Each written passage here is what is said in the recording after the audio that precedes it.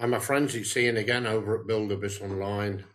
I just want to show you what I've added when you come over to your messages. Okay, so when you're adding messages to a campaign, I've just created this new one. Now, when it comes to this, somebody asked me to add a CKEditor, the same as we've got when we are creating pages. Now you will not see that until you hit HTML. Okay, now HTML is far superior to ordinary text. Ordinary text, you don't need that the WYSIWYG or the CKEditor. All you need to do is just put in your text. But when it comes to HTML, which is far superior, you can do all sorts of different things. So let me just go and get some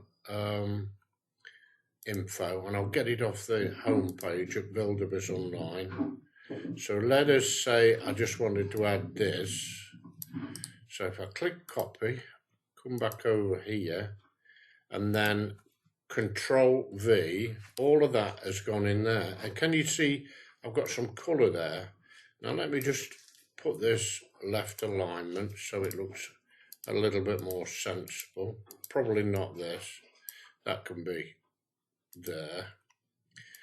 Okay, now can you see you've got some bolded just here, look, some bold, and we can make italicize it, so we can do that.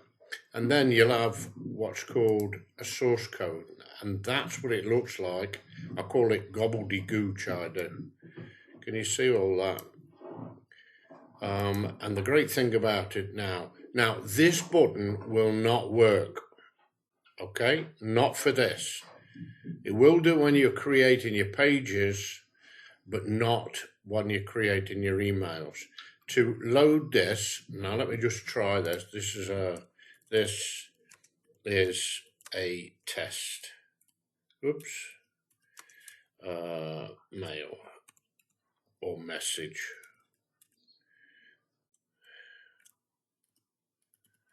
Okay, so the way that we add this now is to come down here and click add message. So now if we come all the way down to the bottom, there it is.